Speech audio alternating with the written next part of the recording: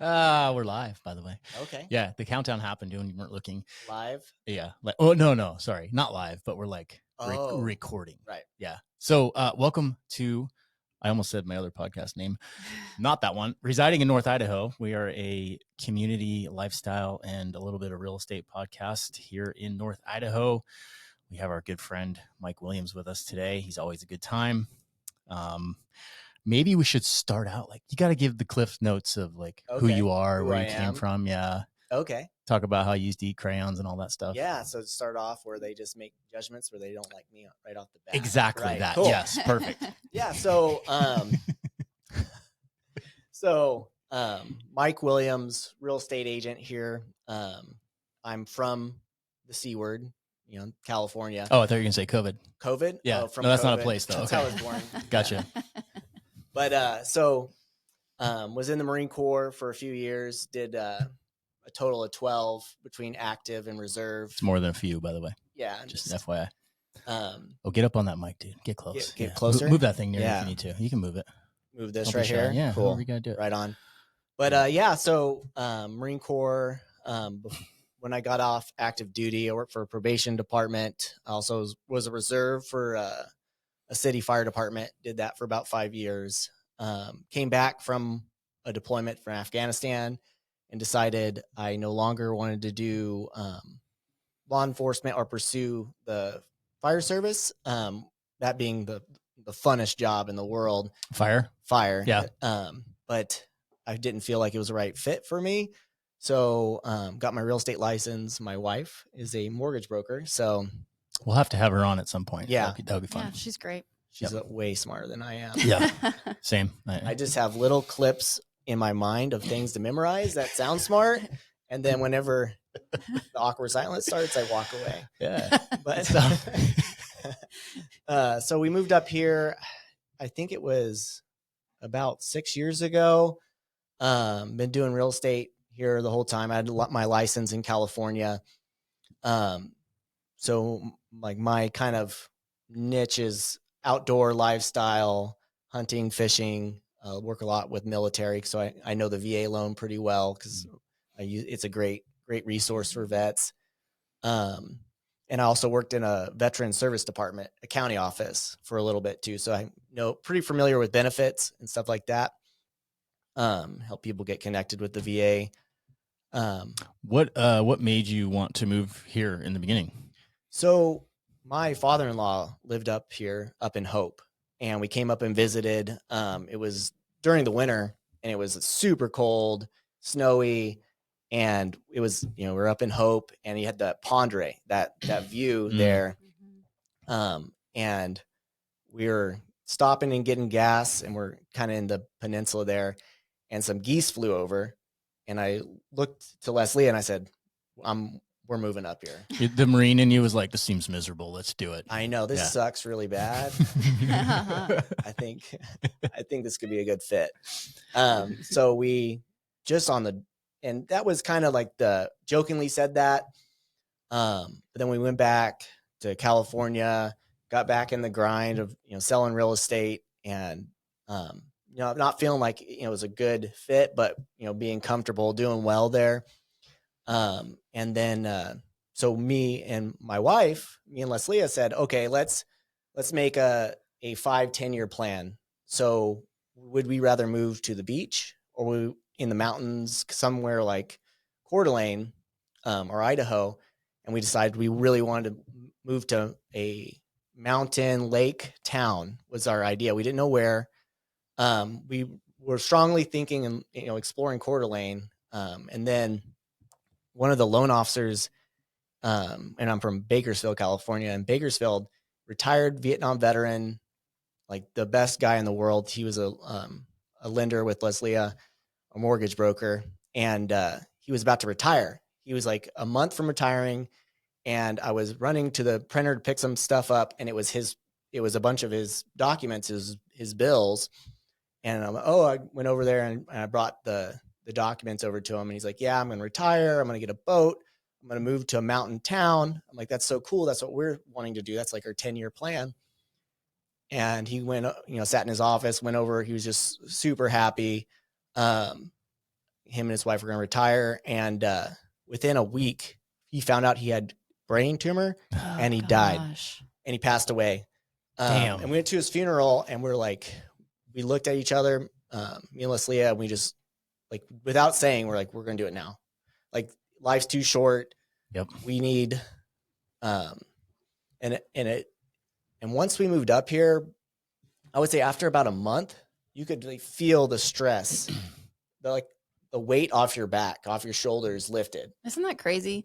That's exactly how it was for us too. Yeah. I mean, I was transitioning out of law enforcement at the time. So I had that double weight of that, but also just like living in a place where you don't feel like you feel overly regulated, overly controlled. I mean, and we moved here right at the beginning of the other C word. And it was like, hell, man, we're like, I don't feel like I have any freedom. And that weight coming off, like it took like a year for me to like really feel it. Yeah. But dude, it's palpable.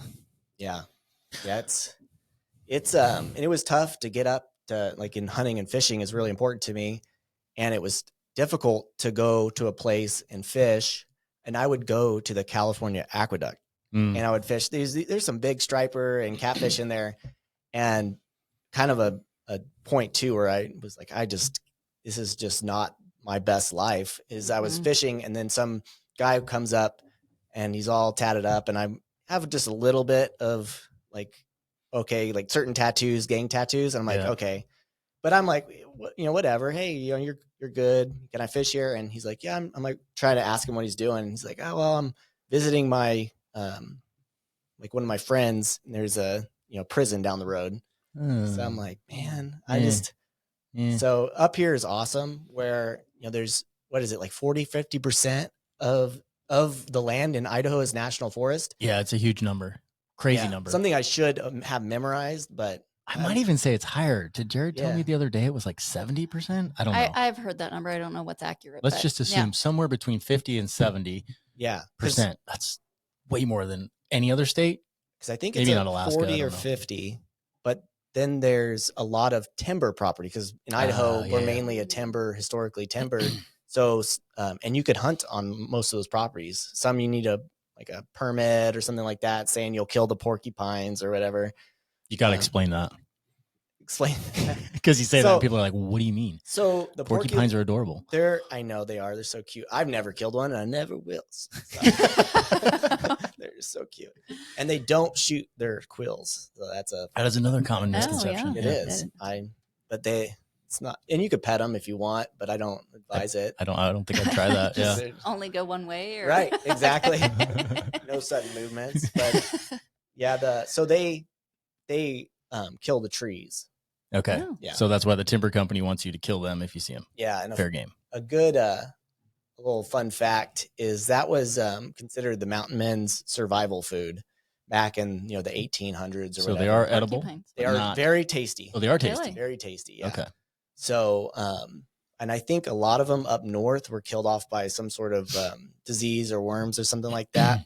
But they were in the, during the winter, because when a lot of game is sparse, you can't survive off rabbits. There's not enough fat on them, die of malnutrition, but they would eat the porcupines to survive. But yeah, so the timber companies want you to kill them because they're evasive and they harm the trees somehow.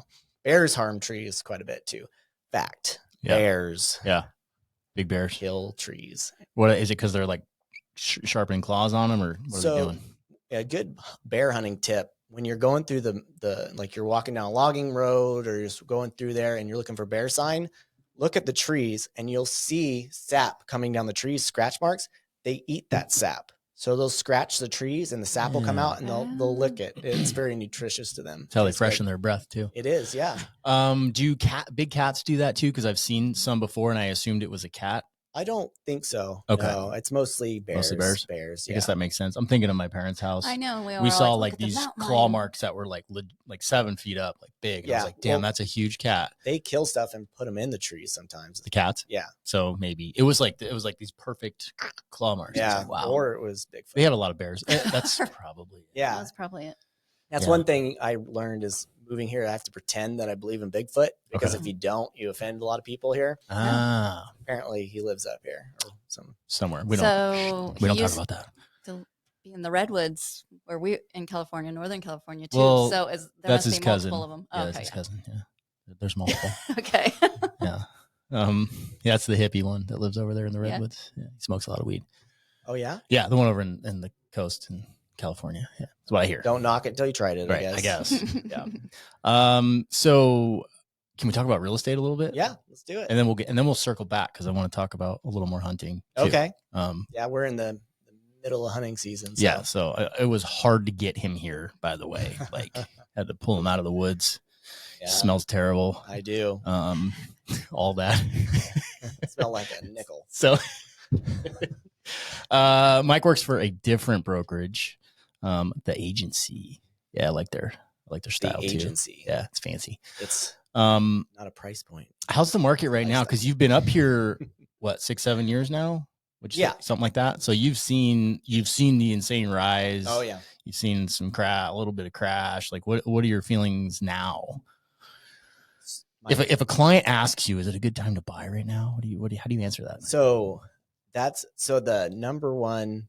So when you look at the statistics on what the public, who they dislike the most in professional real estate, used car salesman, real estate. Yeah. We're sleazy. And a lot of it, it's misinformation, misconception, but a lot of it is because a lot of there's some people that do high pressure and they'll say, when's a good time to buy? Now is always a good time to buy. It's always, is it different. Though? Yeah. Right. Just like whenever I was buying 7 years ago, everyone told me I was crazy. It was a terrible time to buy. And then, prices went up, the affordability index went down. So rewinding back to whenever, pre-COVID, whenever you could get a 3-bedroom house for $200,000, and now that same house is $450,000 or $500,000. That the average home price, and so prices did. The general rule of thumb is if you bought something in 17 or 18, by 2021, 2020 they doubled. Yep. That was kind of the rule of thumb. Then like beginning of 2022. Interest rates started, I think it was May was when they really started to go up, and then prices started to go down. But one thing that, in my perspective, we still have a net increase of people moving here to North Idaho, and people want to move here for the retiring, law enforcement, military, fire, or just retiring in general. And they're moving up here for the lifestyle, and the phenomenon of people moving to an area like this, more of a rural area. It's not just unique to Coeur d'Alene or to North Idaho. It's everywhere. Everywhere is being, Tennessee, Montana, even places in California, like where I'm from, very farming. The houses are more affordable than, say, the LA area. Just massive amount of people moving there. So and everyone said, "Oh, I'm just waiting for the crash." So when they say it's a good time to buy, "Oh, I'm just waiting for the crash," or whatever. And in my perspective, my professional opinion, or my opinion, I don't see a crash coming, just because there's so much pent up demand that people that need homes. So the statistic every year, there's 2 million new households formed, which I just had my first, is it Gen A or Gen Z? Okay. I had a Gen there Z a Gen client. A now? Yeah. I think that's the one, like the little kids. Okay. But Gen Z, my first client ever, Gen Z. And I thought they were saying bah, like bah. That's bah. They're saying bruh, or bruh. Oh. Wow. So like, we have to learn this. Like, I gotta get that figured out. So it was, they're like, bah, brah. And I thought they were like sheep, like bah, bah. But no. Good to know. Yeah. So fun, but digress. Where are we going with that? I can't remember. Good time to buy, and then market's not going to crash here. Yeah. So but there's 2 million houses, so that those clientele, they're newly married, starting a family. but there's only around a 1.2, 1.3 million homes built to fill that need. So we have a deficit every year in amount of homes we need. So there's more households, there's more people in the United States now. Not going down that road, but there's a shortage of housing. So, and yes, it's the affordability, it's tough. And that's a part of it, is there isn't the amount of home. There's just and you see it, there's such a shortage in inventory. So that's why we saw prices dip, because the interest rates, people still want to buy. Mm-hmm. If their interest rates were, even if they just saw them that they weren't going up, mm-hmm. then they would buy, even though they're higher. So I predict that when rates start coming down or just stay static, people will start buying again. So to answer your question, if I had a client in front of me and they say, is now a good time to buy? Well, you could look at it in that perspective.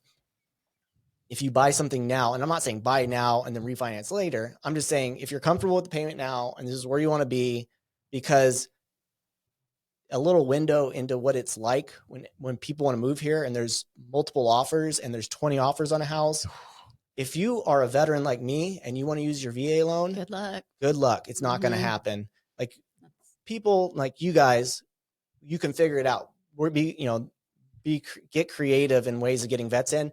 But the general rule is a seller is not necessarily going to like a VA offer over a conventional, because they think there's more restrictions on the loan, health and safety, which is kind of misconception, because it's not any crazier. Like, yes, conventional, they're not going to call stuff. Maybe they'll call on a VA like peeling paint. And you'll have to have a permanent heat source in a VA house. So it can't be a wood burning stove. It has to be connected to a permanent heat source. So like gas or something like that. Mm-hmm. But, so if you want to, like, if you don't want to rent and you want to move here, like if I'm telling that client now would be a good time, because you can most likely get your closing costs paid for.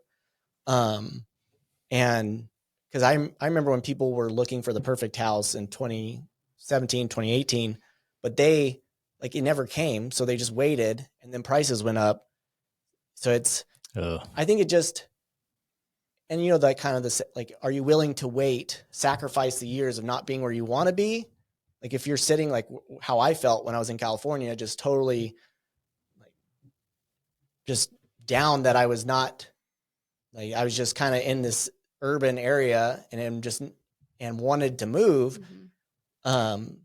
Are you willing to sacrifice those years to not be there, for $100 extra in your payment or $200 because the interest rate. Right. And you have now high interest rates, disgustingly high, but you also, like you were saying, prices have dipped, so they're lower. You can typically get at asking or under asking right now.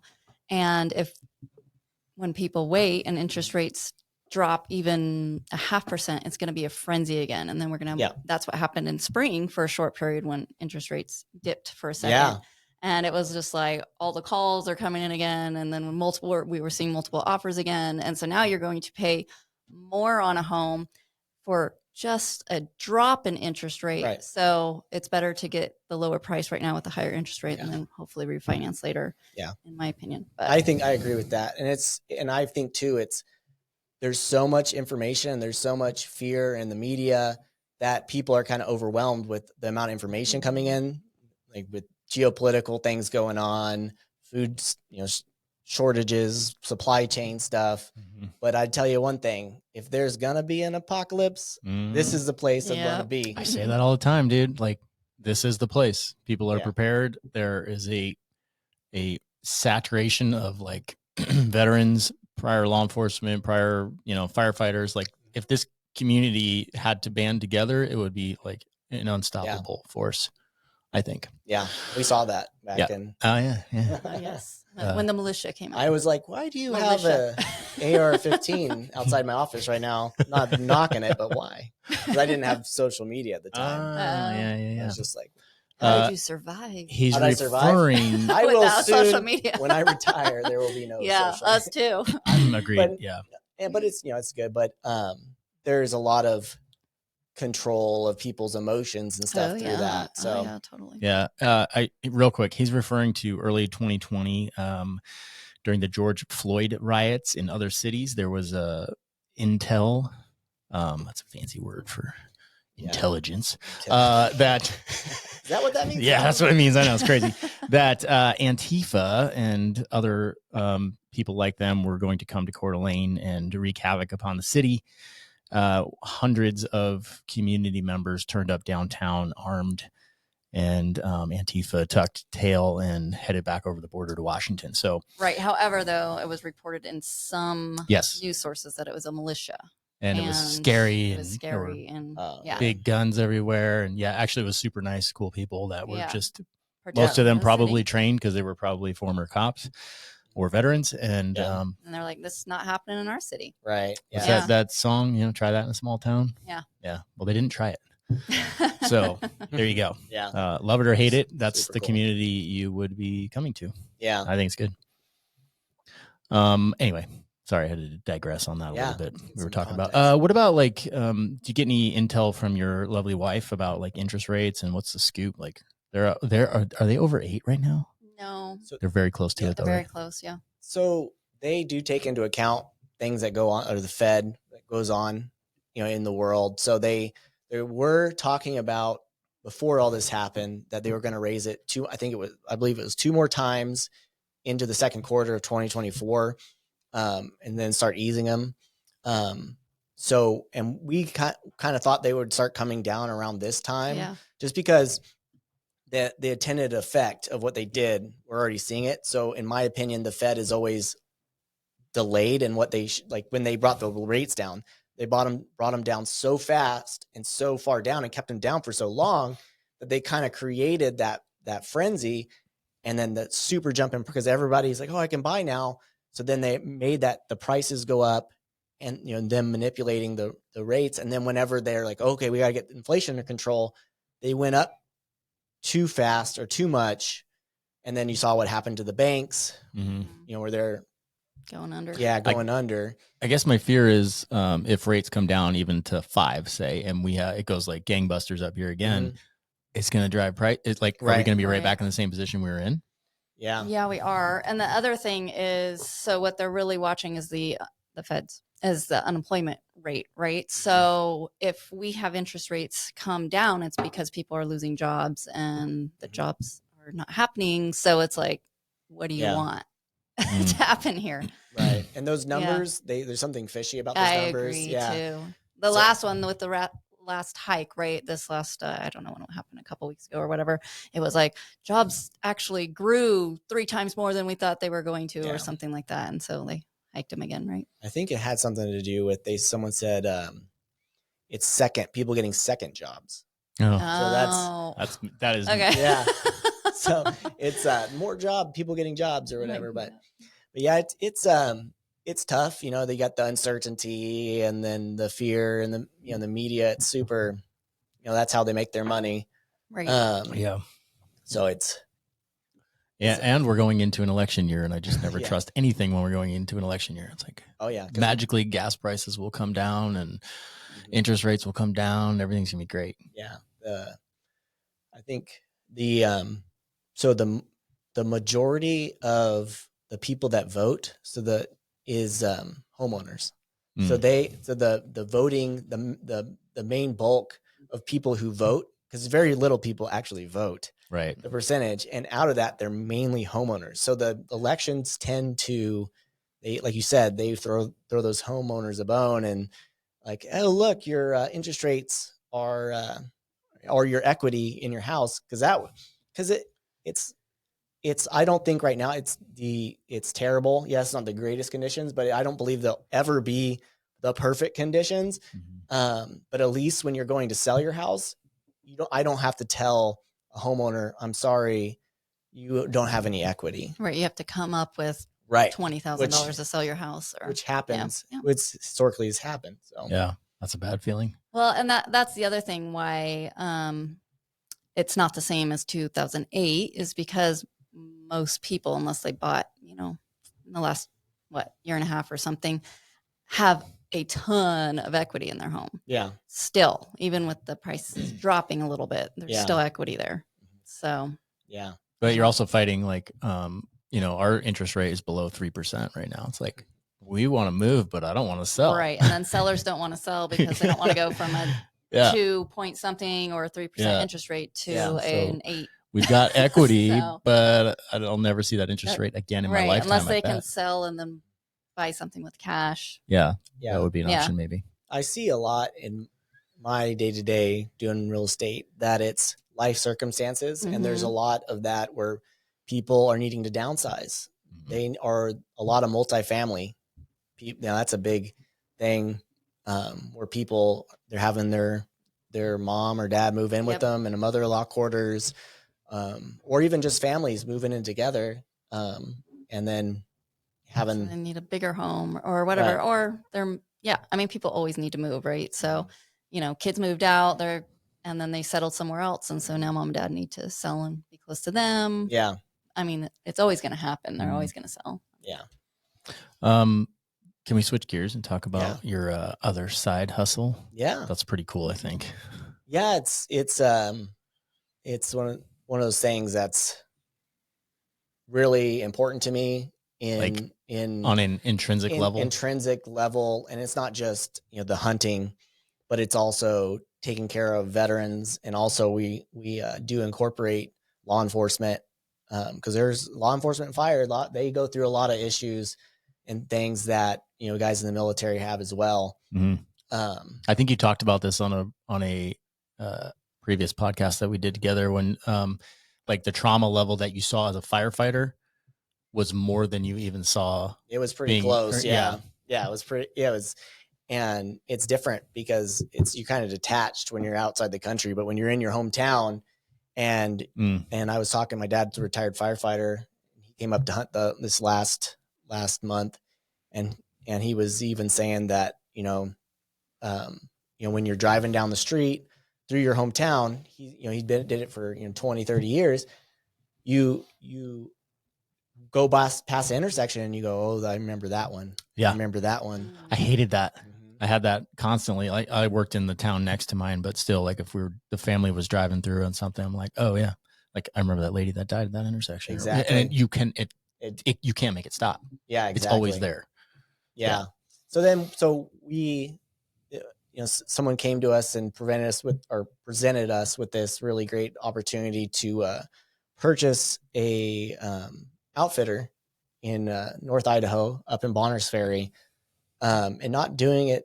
It's a for-profit thing, but we didn't want to do it to where it's a nonprofit, and there's and they're great organizations out there and things that people set up things to take veterans out hunting and fishing and stuff like that. But we wanted it to be for profit so that we could hire and employ veterans and retired law enforcement and fire, emergency personnel, so that, they get out. And like this one guy that he's like one of the key guys in the business, he retired Marine Corps. We're all Marines who own it. And he was mass sergeant and leading hundreds of Marines, responsible for the lives and logistics, millions of dollars for his whole adult life. He gets up, moves back up here, and he gets his guide license and he goes to school, top-notch school, and he can't get high. Like, yes, you get other places, but just like locally, and he's having to pick beans, like Brussels sprout or beans. And I'm like, how do you go from here to and that? But it doesn't bother him because he's just a humble, good man. But I'm like, this guy should be the CEO of a company. Like, he's intelligent, hardworking, but there's just not those. So one of our things is we want to be for profit so that so people like him that want to get out and they want another mission and they want to, hunting's, it's proven being in outdoors, not necessarily hunting, but it actually heals your body. Yeah. I think guys like that, guys who've done any type of service-based job, like they need a mission in their life. So that's huge. Like, I think, we hear these suicide rates in first responders and military are super high. And I think it's a lot of guys get out. They've done some amazing things. And then there's like, oh, nothing else seems to stack up to what I was doing. They feel, useless to society, and then it goes down that road. So to be able to give them a mission is super powerful. Yeah. And I feel also the best way to help people is put them in a position to help others. Mm. And I really love hunting and being outside, and being outdoors and with other vets and stuff. And so it's Lion's Head Outfitters. We should have the permits within a couple months or a month or so. You got through the process of transferring permits. So we do big game hunting, elk, whitetail, mule deer, bear. And we also have the permits for the Moye River and the Kootenai River. Kootenai River is great for fishing. So if, we do take, locals on, that want to go on a fishing trip down the Kootenai River. It's just beautiful. Mm-hmm. You got just tons of fish. It's just, there's not a lot of people out on the river. It's, up north, there's a lot of national forests up there. The population's a lot smaller. And it's up, near the Canadian border. So is this how you're going to convince your wife to move north?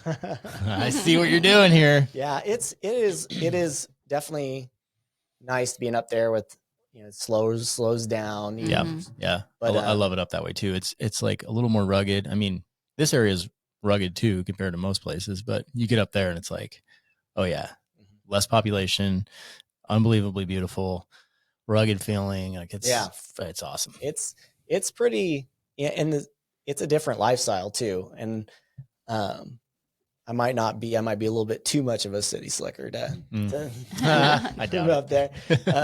But it's really nice. But so we're going to be up there. And so how's it work? Like, is there fundraising for like veterans if they couldn't afford to pay? Like, break that down.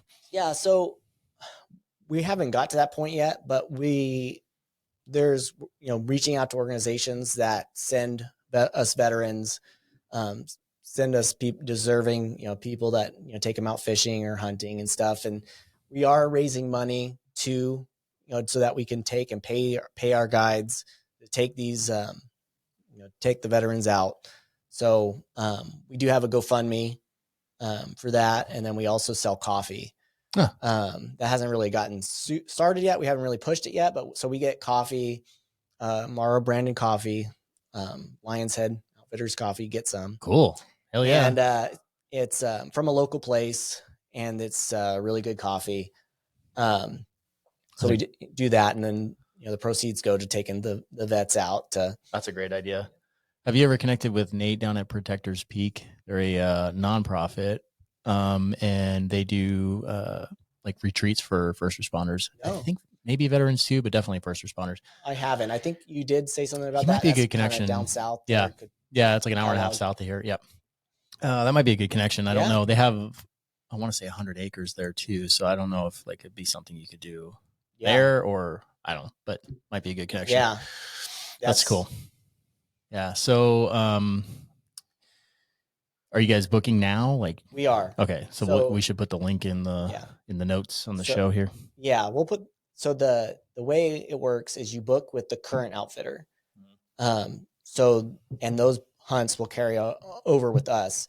The guy who we're buying it from, he's staying on board, had some health issues. So, and he's, a great guy and he, it's important to him, take care of veterans and people. So he's going to stay on because he's just, if there was I wanted a book written on someone, it'd be this guy. Just lived the life of, an African guide for 10 years. Oh, wow. And the stories of him, a guide in Alaska and just like, there's a bear on like a chair and you like, oh, that's a grizzly bear. Right. And if he doesn't really say, but if you dig deeper, he shot that bear off a client.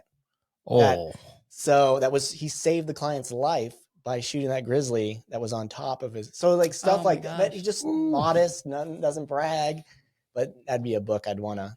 That's awesome. Wow. Do we have grizzlies here? We do. Yeah. Some people don't realize that. Yeah. We were, so I did archery. Archery in Idaho is it's the beginning of September. I think it's August 31st, and it goes till the end of September.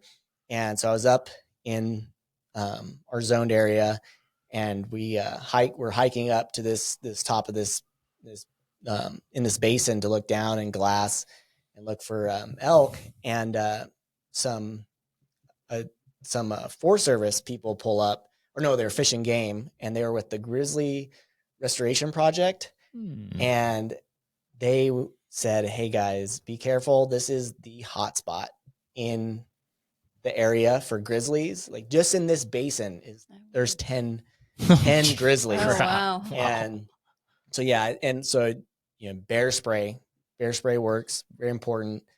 And then also a pistol. Yeah. 10 millimeters. That's my go-to in the woods for sure. So and from talking to the guides that have worked up there, cause I'm very green in that area, is when it's different with like a black bear. You want to be big, want them know, let them know that you're there, whatever. But with grizzlies, the way I was told is you want to talk to them like a gentleman. Like you want to say, hey buddy, hey, top of the morning to you, please don't eat me. So, I've decided a long time ago, I'm not going down like that. So yeah. And they, from talking to all those people that grew up there, is the grizzlies will sleep and hang out by the gates, the Forest Service gates, and they'll shadow you when you're hunting, and they're waiting for you to get that animal. Oh, no thanks. So I don't want to fight over that. So I would recommend, if you're going to hunt up there, you hire a guide or just be aware of your surroundings and look behind you a lot, because they will come up behind. Good info. They'll circle you and you'll never know. And that's what the fishing game people said, is they're very quiet. They're sneaky. And they have a sense of smell like nothing else. Yeah. So they know where you're at, huh? Yeah. Dude. Could someone that has zero hunting experience, would that be the preferred method to hire a guide? Like, yeah, I think I have clients that come up and they're like, I want to get into hunting, but it's super intimidating to get into. Right. And if you don't know anybody, it's like, how do you, that seems like a good route. It is. It's kind of an unsaid rule in the guide is you don't want to take locals big game hunting, because, you get those, and it only takes a few times where you take them out, and then halfway through they're like, I'm good. And then they're hunting that spot. Gotcha. And putting the pins down on their map. So we like to get people that are, on the East Coast or a good distance away. But what we do for, people that live here too, is we do cat hunts. It's because, we use dogs for the mountain lion hunting. And we have more Boone and Crockett size cats here in our inner zoned area. And it's a lot of snow stuff, looking for the tracks, using dogs. And it's a lot of fun. Does that probably would piss some people off to know that? What's the purpose behind hunting like predatory animals? So game management, the fishing game, they determine how many tags, because mountain lions actually kill more deer and elk than wolves. Like they decimate. I can't remember. It's like one a week or something like that. And so controlling the cat's population, you're gonna make a healthier deer population, elk population. Gotcha. Yeah. Are wolves a big concern up here as well? You do get, there's a trapping program where people are doing, trapping, putting a bounty on them. There's a lot of wolf sign up there. That's why it's pretty difficult to hunt up there, because all the predators.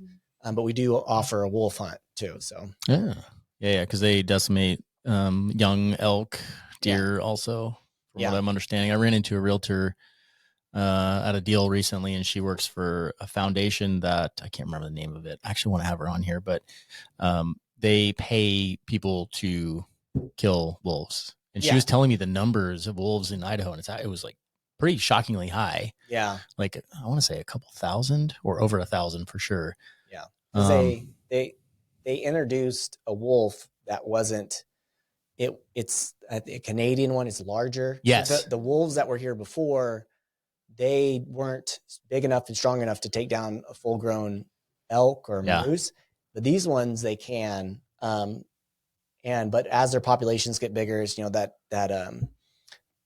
population curve where once the food starts getting scarce or whatever, then their population goes, because we're finding wolves with they're killed because they are trying to attack moose, because they can take down a moose. Yeah, she showed me a picture, and these were even down south. I want to say like maybe the Frank Church or somewhere down there. And these guy had shot one, and he was holding it up, and it was like bigger than him, a full grown adult male. Yeah, and its head was massive, and it was like, I mean, I was they're enormous. very smart too. Oh, dude, yeah, I was like, whoa. Yeah, that's why people are scared of wolves, because they're freaking huge. Yeah, those ones. Yeah, I don't know. Anyway. I saw a t-shirt recently that I'm trying to buy, and it says 9 milli for the hoods, 10 milli for the woods. And I was like, wow, that's a cool shirt, dude. That's a saying to live by. It is a saying to live by. Yeah. Like you talk to the guys, they're like, these are for my 4-legged critters, and then this pistol's for my 2-legged critters. That's pretty accurate, dude. Yeah. So yeah, if you're in the woods, definitely want to carry some bear spray. Right. Definitely, carry a gun. You don't want to be that guy on the news. Idaho man kills grizzly, protected species. Oh, right, dude. Here's my license. Yeah. So yeah. Although I'm not going to let it get close enough to I'm not going to worry about that when it's go time. Oh yeah. I would. Yeah. I'll take that. Take that hit. Cool, man. Well, this has been a good conversation. Yeah. I think that's all we wanted to cover. We talked about real estate. We talked about hunting. We have to be careful. We're going to turn into too much of an outdoors podcast up here. Yeah. Or we've had other ones, and then I was thinking of I want to get Nick Kraft on. Nick, yeah. Because he has a cool arborist business, and but I'm like, dang, he's going to come on, and we're going to talk about hunting with him too. Yeah, another good Marine Corps vet. Great businessman and good local guy to know for sure. So yeah, he's on my list of people to have on. I think that'd be fun. Yeah. Well. Michael, thank you very much, my friend. This has been good. We will put the link to Lionhead. Yeah, we'll put the website. Okay. It's not live yet, but I'll put it will be in a week or so. Okay, cool. This won't get released for 2 weeks. 2 weeks. So perfect. And they can give me a call, and I can get them scheduled through the current outfitter. And cool. Sweet. Well, thanks for coming on, brother. Thanks for taking time out of the day. You can go back to the woods now and do your thing. Thanks for having me. Yeah, sure. All right. Talk to you later.